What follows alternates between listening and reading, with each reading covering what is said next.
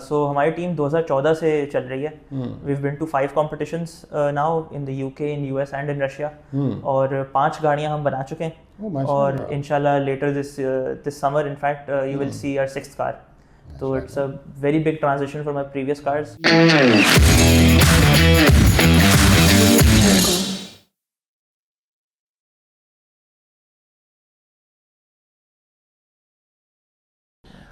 बिस्मिल्लाहिर्रहमानिर्रहीम, अस्सलाम वालेकुम। आप देख रहे हैं पाक यूथ पल्स का एक और नया एपिसोड सईद शेख के साथ, एक नए मेहमान के साथ। और यंग हमारे मेहमान हैं और बड़ी अच्छी अच्छी बातें इनकी हम सुनेंगे और कोशिश होगी कि उनकी बातें सुनने वालों के लिए मुफीद हों। वजाहत, thank you very much for coming. आप आए, आप यहाँ अपना वक्त, आपको मुझे पता है कि आप नस्र में पढ़ते हैं और आपकी स्टडीज़ बड़ी सख्त हैं, है ना, खासी सख्त हैं। कोई ऐसा नस्र में नहीं पहुँचता। तो मैं चाहूँगा पहले अपना ज़रा एकेडमिक जर्नी तो बताएं, कहाँ से स्टार्ट की, इंजीनियरिंग में जाने का कैसे सोचा, क्या सोच रहे हैं आगे का, क्या सोचेंगे, लेकिन यू स्टार्ट अपनी कहानी से बताएं एकेडमिक। सो ऑफ कोर्स मैं born and bread in Karachi and शुरू से मेरा शौक था गाड़ियों की तरफ, जैसे मेजॉरिटी बच्चों को होता है। और तो वहीं से मेरा शौक बना कि ठीक है मैं अब जॉब भी करूं या अपना करियर जिस तरफ बनाऊं वो ऑटोमोटिव इस फील्ड में बनाऊं। शुरू से ही था? शुरू से ही था। तो घर में जब पहली दफ़ा कंप्यूटर आया, इंटरनेट आया, तो पूरा टाइम मैं इसमें ही लगा के बैठा था, विकीपीडिया पे अलग अलग गाड़ियों की स्पेसिफिकेशंस और ये सब चीज़ें चेक करना। फिर देखा कि अच्छा भी गाड़ियाँ बनाते कौन लोग हैं, कौन कौन डिज़ाइनर्स होते हैं और ये सब। तो उसमें जो मैंने देखा, फिर अपने अब्बू से पूछूं और रिश्तेदारों से बातचीत हो, तो सबने ये कहा कि भाई इंजीनियर्स गाड़ियाँ डिज़ाइन करते हैं। और मैंने भी रिसर्च की कि हाँ ठीक है, मेजॉरिटी ऑफ लोग किस एज से था आपको ये? I guess almost class 1 class 2 6 7 अच्छा जी, उस ज़माने से। अच्छा, हाँ, गाड़ियों में तो शौक बचपन से ही था, बचपन से था। होश संभाला है। ठीक है, फिर रिसर्च वगैरह ये क्लास 1 2 में थोड़ी बहुत स्टार्ट की। और फिर तब से ही सोचा कि मैकेनिकल इंजीनियरिंग ही मेन गोल है। तो क्लास 1 से 10 मैंने हबीब पब्लिक स्कूल में पढ़ी है, कराची का मशहूर स्कूल है, जानता हूं मैं, 1959। जी हाँ, तो बिग नेम। 2019 में मैं ग्रेजुएट हुआ और इसके बाद फिर मैं ए लेवल्स के लिए बीकन हाउस गया। और वहाँ पे भी फिर मैंने ए लेवल्स में एडिशनल सब्जेक्ट लिया फर्दर मैथ्स का, क्योंकि मैंने ये इस पे देखा था कि नहीं, इंजीनियरिंग में ऑफ कोर्स मैथ्स आपकी स्ट्रांग होनी चाहिए।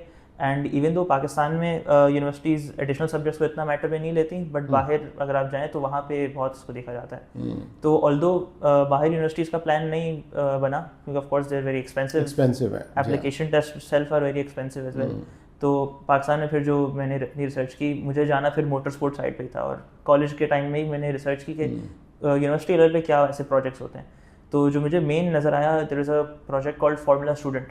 तो ये बेसिकली आप समझे फार्मूला 1 की एक स्टूडेंट कैटेगरी है कि दुनिया भर से यूनिवर्सिटीज़, इनकी स्टूडेंट टीम होती है और स्टूडेंट्स को अपनी पूरी एक रेस कार बनानी है, उसको मार्केट करना है और उसको कॉम्पिटिशन ले जाना है। तो currently I am the team captain of team formula electric racing NUST. Big thing यार। तो वजाहत, ये जो आपकी शर्ट में देख रहा हूँ, इसका तो बताएं, ये भी उसी की है शर्ट आपकी? जी। कौन स्पॉन्सर्स हैं? ये टेस्ला भी मुझे नजर आ रहा है। जी बिल्कुल। तो हमारी टीम ऑफ कोर्स, क्योंकि हम एक फार्मूला 1 टीम की तरह ही चलते हैं, तो हमारे पास mechanical team, electrical, driverless team, artificial intelligence पे हम काम कर रहे हैं, और साथ साथ ऑफ कोर्स मार्केटिंग टीम है। तो इन सब के लिए मार्केटिंग, देन फंड्स करना, इंडस्ट्री के साथ कोलैबोरेट करना। ठीक है। तो कुछ बनाया अभी कुछ? जी। सो हमारी टीम 2014 से चल रही है। We've been to 5 competitions now in the UK, in US and in Russia. और 5 गाड़ियां हम बना चुके हैं। और इंशाल्लाह later this summer in fact you will see our 6th car. तो it's a very big transition from my previous cars. नहीं, ये पाकिस्तान के लिए भी एक बड़े एजाज़ की बात है। अगर सच पूछे, मुझे बड़ी खुशी होती है आप यंगस्टर्स को देख के इतने बड़े बड़े काम करने और पाकिस्तान का झंडा लहराने का मौका मिलता है जब आप बाहर जाते हैं। आप इस मुल्क के सफ़ीर हैं, आप जाते हैं, लोग आपको देखते हैं, आपको देख के तासुर लेते हैं मुल्क का और मुल्क के लोगों का। बिल्कुल। तो हर वो शख्स जो बाहर जाके पाकिस्तान के नाम से कुछ करता है, वो बहुत कंट्रीब्यूट कर रहा है। तो वो गाड़ियाँ जो बनाई आपने जी, वो अब कहाँ हैं? तो हम यूजुअली यही करते हैं ऑफ कोर्स, क्योंकि बजट थोड़ा हमारे पास रिस्ट्रिक्टेड होता है। So once we have made a car और वंस उसका सीज़न ओवर हो जाता है तो हम इसको रिसाइकिल कर लेते हैं। रिसाइकिल कर लेते हैं और फिर उसके पार्ट से और फिर कुछ नई एडिशंस के साथ हम अपनी नई गाड़ी बनाते हैं। जो नई गाड़ी में स्पेशली जो नए फीचर्स हैं हमारे, कि इस बार हमने एरोस्पेस ग्रिड एल्यूमिनियम का इस्तेमाल किया है। अच्छा। हमारे पास एरोडायनामिक्स पैकेज है पूरा। हाँ। वो हमारे पास इंडस्ट्री स्पॉन्सर आया फाइबर मरीन, तो उन्होंने हमें पूरा फाइबर ग्लास के इक्विपमेंट स्पॉन्सर किया। तो उस तरीके से हमने चीज़ें बनाई हैं। अच्छा, तो ये बताइए कि जो गाड़ियाँ आपने बनाई, जी। उसमें ऐसी क्या यूनिकनेस थी जो which makes you different from other competitors? So specially होता है कि ऑफ कोर्स हमारे पास कुछ हद तक बजट रिस्ट्रिक्शंस होती हैं, but we don't let that hamper our creativity. So अगर आप जो टॉप टीम्स को देखें वो ज़्यादा काम कर रहे होते हैं टुवर्ड्स कार्बन फाइबर और अलग अलग टेक्नोलॉजीज़ वगैरह कर रहे होते हैं। हमारा मेन जो हम अपना यूनिक सेलिंग पॉइंट जिसे हम कहते हैं कि we manufacture good cars that are good value for money as well. ठीक है। तो स्पेशली हमारे कंपटीशन में कॉस्ट एंड मैन्युफैक्चरिंग का इवेंट होता है, तो वहाँ पे हमने पूरी इसकी दलील देनी होती है कि ठीक है आपने पार्ट्स जो भी लगाए, भले आपने कोई इंतहा से ज़्यादा महंगी, इंतहा से ज़्यादा पावरफुल मोटर लगाई हो, but does that actually give performance worth it to the product as well. तो हम फिर इन टेक्निक्स पे काम करते हैं। हम देखते हैं कि मेरे पास किस डिपार्टमेंट में अगर मैं पैसा लगाऊं, कि मैं गाड़ी के किस फीचर में ज़्यादा पैसा लगाऊं तो मेरे पास एक्चुअली आउटपुट ज़्यादा आएगा। तो इस तरीके से हम चीज़ें ऑप्टिमाइज़ करके चलते हैं। और इनफैक्ट 2023 में हम यूके गए थे कंपटीशन में, तो their cost and manufacturing event में वी वर द फाइनलिस्ट्स। अच्छा। So we were the only non UK team in that event जो कि फाइनल्स तक पहुंची थी। अच्छा, गुड। अच्छा, ये जो आप कह रहे हैं आप कैप्टन है जिस टीम में, उसमें और कितने हैं आपके साथ? So we have a 50 member team, और ये मेनली 4 डिपार्टमेंट्स में डिवाइडेड होते हैं। सो मैकेनिकल टीम जो कि गाड़ी का ओवरऑल स्ट्रक्चर, 50 मेंबर्स। यस। ओह अच्छा, तो ये सारे स्टूडेंट्स हैं आपके साथ? ये सारे स्टूडेंट्स हैं। सो फर्स्ट ईयर से लेके 4th ईयर तक जो नस्ट का कराची कैंपस है, पाकिस्तान नेवी इंजीनियरिंग कॉलेज, यहाँ पे मैकेनिकल, इलेक्ट्रिकल और नेवल आर्किटेक्चर में बैचलर्स के प्रोग्राम्स हैं। अच्छा। तो हम उन तीनों कोर्सेज से फर्स्ट ईयर से लेके 4th ईयर तक सारे स्टूडेंट्स को लेते हैं। माशाल्लाह, ये तो बहुत बड़ी टीम है आपके साथ, और आप उसे लीड कर रहे हैं उस टीम को, और फाइनल ईयर में इस वक्त। अब हम जाते हैं थोड़ा सा आपकी back to the academic journey. आपने ए लेवल्स किया? जी। तो ए लेवल्स किस में, साइंस में था आपका? जी, मेरे पास मैथ्स, फिजिक्स, केमिस्ट्री और फर्दर मैथ्स सब्जेक्ट्स थे। अच्छा, तो कैसी रही परफॉर्मेंस उसमें? क्या तो मेरा ये था कि जब मैं ए लेवल्स में आया तो मुझे मैथ्स मेरी वैसे इतनी स्ट्रांग उस वक्त नहीं थी, लेकिन मैंने फर्दर मैथ्स इसलिए लिया, मैंने बोला कि नहीं यार, सब कहते हैं कि ये बड़ी मुश्किल नहीं आता उसके पीछे पड़ जाओ, उसके पीछे पड़ जाओ। तो मैं उन चीज़ों के पीछे ही पड़ गया। तो थोड़ा बहुत ये हुआ कि फिर मैं मैथ्स पे ज़्यादा ध्यान दे दिया कि मेरे पास मैथ्स और फिजिक्स में तो एज आ गए, मैथ्स और फर्दर मैथ में एज आ गए, फिजिक्स केमिस्ट्री में मेरे पास बी और सी थे। चलो माशाल्लाह। लेकिन एज लॉन्ग एज आपका अपना पैशन आपके सामने था, जो आपने करना था उस जगह आप पहुँच गए और आपने उस काम को इनिशिएट किया। अच्छा, अब फार्मूला का तो आपने हमें बता दिया है कि क्या है। आपकी इंटर्नशिप यूनिलीवर में भी जी कितने अरसे की थी, क्या किया वहाँ पे? 2 महीने की मेरी इंटर्नशिप थी लास्ट ईयर यूनिलीवर के रहीम यार खान प्लांट पे। That's one of the oldest plants, one of the largest plants in Pakistan. तो इनफैक्ट अगर आप रहीम यार खान शहर की हिस्ट्री देखें तो रहीम यार खान का जो ट्रेन स्टेशन है बिल्कुल इसके साथ ही ये उनका मेन प्लांट है। अच्छा। और बिल्कुल पाकिस्तान जब इस्टेब्लिश हुआ उसके थोड़ा टाइम बाद से ही, जब लीवर ब्रदर्स ने सबसे पहले एंट्री की अपनी पाकिस्तान में, तो इसी प्लांट से शुरुआत की थी। अच्छा अच्छा अच्छा। तो यहाँ पे ये तो बड़ी लर्निंग आपके लिए हुई होगी, है ना, ऐसी जगह पे काम करके प्रैक्टिकली जाना। और आपका जो फाइनल ईयर प्रोजेक्ट है वो है पॉलीमेश? जी। सो जो एक हम देखते हैं, हमारा आइडिया ये था कि जो आपके पास न्यू एज मटेरियल्स आ रहे हैं और न्यू एज इंप्रूवमेंट्स आ रही हैं, स्पेशली अब आप देखें एविएशन साइड पे, अब आप गाड़ियों की साइड पे भी देखें तो मेटल से मूव अवे करके अपने कंपोजिट्स की तरफ आ रहे हैं। क्योंकि जिसे मेंशनिंग में एक चीज कहते हैं स्ट्रेंथ टू वेट रेशियो, कि मटेरियल कितना मजबूत है अपने वजन के हिसाब से। तो अगर हम देखें स्टील को देखें हम या फिर टंगस्टन को देखें, ये ऐसे मेटल्स हैं जो कि होते बहुत मजबूत हैं पर इनका वजन भी बहुत ज़्यादा होता है।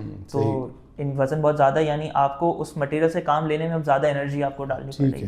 ठीक है। तो पॉलीमेश जो हमारा एक मटेरियल है, हमने कंपोजिट मटेरियल बनाया है, ये रिसाइकल्ड प्लास्टिक। तो रिसाइकल्ड प्लास्टिक के अंदर स्टेनलेस स्टील की एक जाली हम एम्बेड करते हैं। अच्छा। तो हमने ये पूरा ऐसे प्रोसेस और मटेरियल की टेस्टिंग की है। तो एक और जो हमारे इसके पीछे मोटिवेशन थी कि रिसाइकल्ड प्लास्टिक इंडस्ट्री में बड़ी डिसएडवांटेज ये है कि प्लास्टिक को हम जितनी दफ़ा रिसाइकल करते हैं, हीट साइकिलिंग उसकी होती है, तो अपनी स्ट्रेंथ लूज करता जाता है। ठीक है। तो ऑफ कोर्स फिर इंडस्ट्री के पास इंसेंटिव कम है कि वो रिसाइकल्ड प्लास्टिक से कोई पार्ट्स बनाए, प्रोडक्ट्स बनाए। तो इस मटेरियल के थ्रू इंडस्ट्री के पास भी अब इंसेंटिव है, और परफॉर्मेंस के हिसाब से भी एक इंसेंटिव है, और कॉस्ट के हवाले से भी इंसेंटिव है, क्योंकि हम कोई कम्प्लीटली न्यू मटेरियल्स नहीं इस्तेमाल कर रहे और कम्प्लीटली न्यू प्रोसेसेस भी नहीं है। तो हम जो कन्वेंशनल इंजेक्शन मोल्डिंग है उसके ज़रिए, और स्टेनलेस स्टील और रिसाइकल प्लास्टिक जो मार्केट में अवेलेबल है। साथ भी होंगी ऑटोमोटिव जो कंपनीज हैं बड़ी बड़ी यहाँ जिनकी यहाँ मैन्युफैक्चरिंग हो रही है जी, उनके साथ भी है आपकी? जी, तो स्पेशली टीम के साथ जो हमने काम किया है, हमारे पास रिसेंटली स्पॉन्सर ऑन बोर्ड है PCI ऑटोमोटिव। अच्छा। तो ये भी एक बहुत हिस्टोरिकल कंपनी है, पाकिस्तानी कंपनी है, और पाकिस्तान में ऑलमोस्ट जितनी गाड़ियाँ आप देखते हैं, इसके कारपेट्स, इसके काफ़ी सारे इंजेक्शन मोल्डेड प्लास्टिक पार्ट्स, जो कि आपके इंटीरियर के जितने प्लास्टिक पार्ट्स होते हैं, ये सब PCI बनाता है। अच्छा। और इनफैक्ट इनका फिर इंटीरियर्स का अलग डिवीजन है। तो जितने कर्टन्स, कारपेट्स आप देखते हैं बड़े इंडस्ट्रियल स्केल पे, तो उनके साथ बहुत बेहतरीन रही है पार्टनरशिप। एक चीज़ है passion for design and manufacturing. So design for manufacturing एक ऐसी स्किल है कि हम कहते हैं कि भाई चलें, अगर मुझे कोई पार्ट बनाना है तो पार्ट तो कोई भी डिज़ाइन कर लेगा। जैसे माइक्रोफोन का स्टैंड हमने बनाना है तो डिज़ाइन तो कोई भी कर लेता है, ठीक है, लेकिन इसके पीछे सोच होती है कि ठीक है ये पार्ट बनेगा कैसे। जो हम कहते हैं कि जापानीज़ कंपनीज ने इसमें बहुत बड़ा उनको एडवांटेज है, वो लीन मैन्युफैक्चरिंग वगैरह और ये सब कॉन्सेप्ट्स में। तो यही सोचते हैं कि ठीक है मेरा पार्ट बनेगा, उसकी परफॉर्मेंस होगी, बट उसकी मैन्युफैक्चरिंग टाइम भी कम से कम होना चाहिए, मैन्युफैक्चरिंग कॉस्ट भी कम से कम होनी चाहिए। तो ये एक ऐसी चीज़ है जो कि आप एक्सपेरिमेंट कर करके, प्रैक्टिस कर करके ही सीखते हैं कि मैं अपने जो भी पार्ट्स बनाऊं, जो भी इंजीनियर कोई भी सोल्यूशन दे, रादर भले वो मैकेनिकल का हो, भले वो इलेक्ट्रिकल साइड का हो या इवन सॉफ्टवेयर साइड का हो, उसके पीछे ये सोच हो कि जब वो इम्प्लीमेंट किया जाएगा, जब वो लार्ज स्केल पे जाएगा, तो उसके मैन्युफैक्चरिंग में ऐसी कोई दुश्वारी ना आए, ठीक है, कॉस्ट कम हो, ताकि एंड में कंपनी का भी फ़ायदा हो और एंड में कंज्यूमर का भी फ़ायदा हो। अच्छा जी, सस्टेनेबिलिटी इन इंजीनियरिंग, बिल्कुल, that's a very important thing, specially global warming के हवाले से। तो यही बात है जो हमने पॉलीमर्स में भी इनफैक्ट यही की है कि इस तरह के मटेरियल्स इस्तेमाल करें, इस तरह की टेक्निक्स इस्तेमाल करें कि एनवायरनमेंट को कम से कम नुकसान हो। और फिर जस्ट एनवायरनमेंट भी नहीं है, हमें ये भी पता चल रहा है कि कितने सारे रिसोर्सेज जो हम माइन करते हैं वो ख़त्म हो जाने बिल्कुल, ऑयल है वो ख़त्म हो जाना है, प्लास्टिक ऑयल से बनता है, तो एट अ पॉइंट प्लास्टिक भी, न्यू प्लास्टिक जो है वो मिलना हमें शायद ख़त्म हो जाए। तो we need to figure out ways, ये ओवरऑल ग्लोबल सप्लाई चेन के लिए एक बड़ा चैलेंज है। We need to figure out ways के जो हम प्रोसेस कर रहे हैं वो हम कंटिन्यूसली अगले 1000-2000 साल तक कर सकें, उसमें वही मटेरियल्स पे चीज़ें हम चला सकें जो एंड ह्यूमन प्रॉब्लम्स हैं कि फ़र्ज़ करें मैं अपना डिटर्जेंट मुझे चाहिए लॉन्ड्री के लिए, मुझे सोप्स चाहिए, मुझे अपनी गाड़ी के लिए ऑयल चाहिए, फ्यूल चाहिए, तो ऑफ कोर्स ये एक बहुत बड़ा चैलेंज है और बहुत सारी कंपनीज इस पे बहुत अच्छा काम कर रही हैं। आप बात करते हैं आपके करियर गोल्स पे और आपके विजन पे, where do you see yourself 5 years from now? तो होपफुली जो ड्रीम है मेरा, that is of course motorsport, so I want to see my self in a Formula 1 team और some other racing team as well, but of course ये है कि it's a very competitive field और opportunities are limited, specially in our regions as well. तो इसमें यही है कि I am trying to think कि how do I balance that out, क्योंकि of course at a point आपको रियलिस्टिक होना पड़ता है कि या sometimes may be your dream reachable है, कुछ नहीं है जी। लेकिन मैं ये समझता हूँ ब्लेस्ड आर दोज पीपल जो जिस पैशन को परस्यू करना चाहते हैं वो उसमें चले जाते हैं, अल्लाह ताला उनके लिए रास्ते आसान करता है, तो वो काम उनके लिए जो है ना फिर वो काम नहीं रहता, बिल्कुल वो प्लेजर हो जाती है, उसी काम को वो प्लेजर से कर रहे होते हैं। कोई आखिरी ऐसी बात जो आप यूथ के लिए कह सकें आपके इस फील्ड के हवाले से कि उन बच्चों को कहाँ जाना चाहिए, ये करियर कैसा है?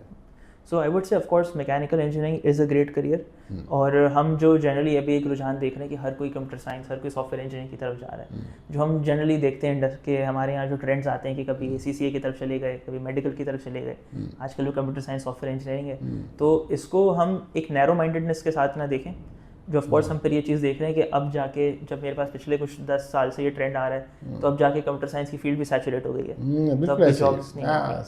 तो इस तरीके से डाइवर्सिफाई होना चाहिए ना, मतलब हम किसी एक चीज़ में चले जाते हैं तो बस वही किए जाते हैं, बिल्कुल कोई रोकता भी नहीं है हमें। फिर रोकने के अलावा जब लोगों को प्रैक्टिकली पता चलता है कि हम जिस तरफ गए हैं तो ऑलरेडी सैचुरेटेड है, अपॉर्चुनिटीज़ नहीं है, काम करना है अपना तब भी नहीं है, जॉब प्लेसमेंट की बात है तब भी नहीं है। तो एनीवे वजह, थैंक्स अ लॉट, बहुत शुक्रिया आप तशरीफ लाए, आप आए, आपसे और भी बातें करेंगे किसी अगले एपिसोड में और किसी और सब्जेक्ट पे, ठीक है? Thank you sir.